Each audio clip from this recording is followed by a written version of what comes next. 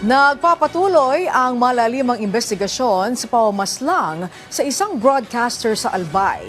Kaugnay niya, nagpalabas na rin ng pabuya si Albay 3rd District Representative Adrian Salceda para sa ikadarakip ng mga nasa likod ng pamamaslang.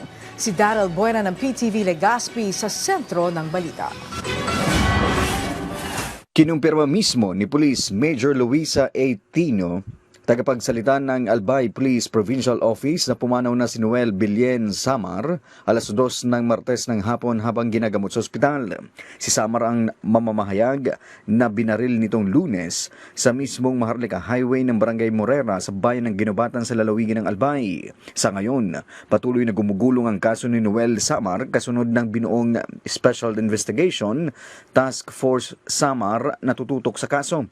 Nagpapatuloy din ang koordinasyon ng Presidential Task Force on Media Security sa kapulisan para sa pagpapadali ng hustisya na hangad ng pamilya at mga kasamahan na media practitioners. Nag-alok na din ng pabuya si Albay 3rd District Representative Adrian Salceda para sa sinumang makapagbibigay ng impormasyon sa agarang ikakadakip ng sospek sa nangyaring pamamaril kay Noel Samar. Mula sa PTV Legazpi, Daryl Buena para sa Pambansang TV sa Bagong Pilipinas.